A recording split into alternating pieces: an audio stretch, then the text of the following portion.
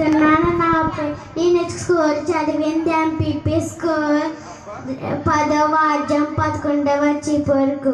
దావీదు పట్నం ముందు నేరు రక్షకుడు పుట్టి అన్నాడు. ఈయన ప్రభువైన క్రీస్తు. క్రీస్తు అనగా అభిషేక్తుడు అని అర్థం.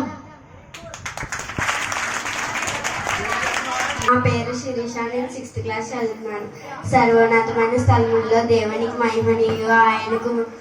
ఆయనకు ఇశ్రాయేలు అయిన మనుషులు భూమి మీద సమాధానం కలుగును గాక అని దేవుని స్తోత్రము చేయుచున్నాడు. లూకా 2:14. నేను 5th క్లాస్ చదువుతున్నాను.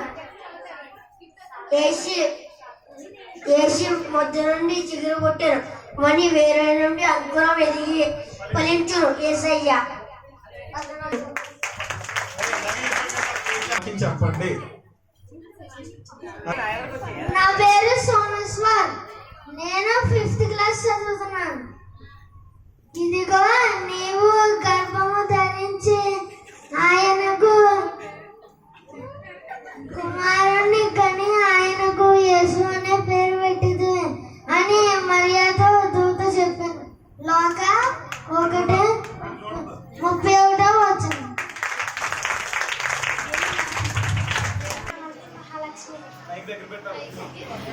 నా పేరు హేమంతి మహాలక్ష్మి. 6వ తరగతి చదువుతున్నాను. My school name is ZPP high school, Dosakalpalli. యెషయా 7:14 వాక్యం. కాబట్టి తన యొక్క ప్రభువు చూపెను,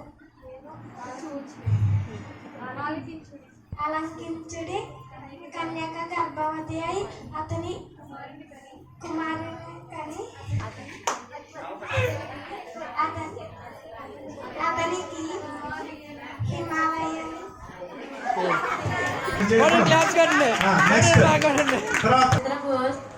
చూసి ఆవిడ టీచర్, మా టీచర్ ఆవిడ.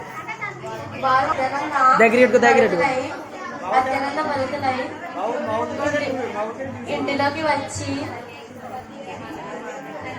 తల్లి అయిన నేను మొదలట నేను 5వ తరగతి చదువుతున్నాను.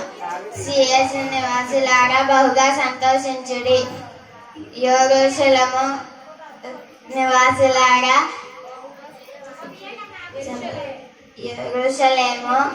నివాసులారా ఉల్లాసముగా ఉండుడి. నీ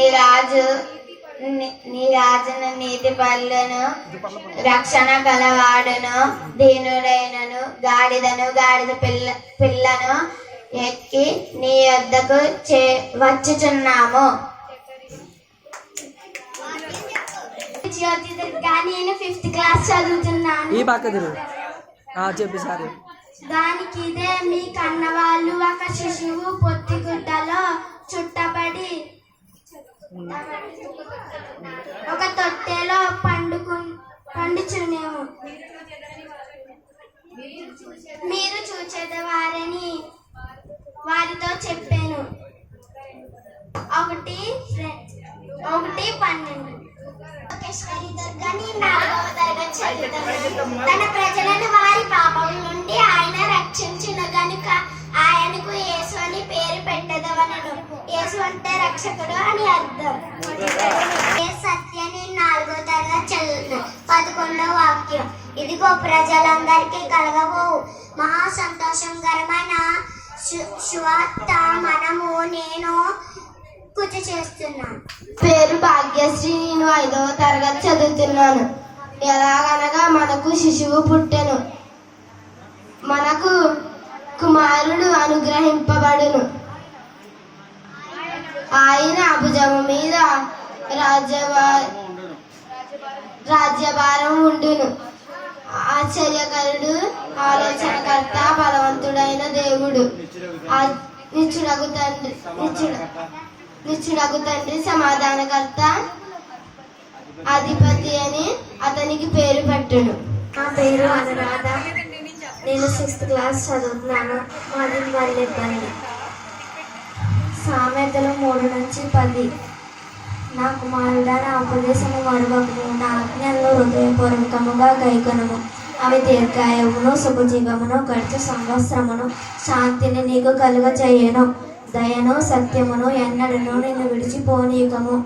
వాటిని కంఠభూషణముగా ధరించుకొనము. నీ హృదయమును పలక మీద రాసుకొనము. అప్పుడు దేవుని దృష్టి అందను మానవుని దృష్టి అందను నీవు దయనొంది మంచివాడవని అనిపించుకుందువు. నీ సబుద్ధిని ఆధారంగా చేసుకొనగా నీ పూర్ణ హృదయముతో యెహోవా యందు నమ్మిక ఉంచుము. నీ ప్రవర్తన అందు ఆయన అధికారం ఒప్పును. అప్పుడు ఆయన నీ త్రోవలో సరళము చేయును. నేను జ్ఞానిని కదా అని నీవు అనుకునవద్దు. యెహోవా యందు భయభక్తులు కలిగి చెడుతనము విడిచిపెట్టుము. నీ రాబడి అంతటిలో ప్రథమ ఫలమును నీ ఆస్తిలో సగభాగమును ఇచ్చి యెహోవాను కనపరచుము. అప్పుడు నీ కొట్లలో ధాన్యము సమృద్ధిగా నుండును. నీ గానుగుల నుండి కొత్త ద్రాక్షారసము పైకి పొర్లి పారును.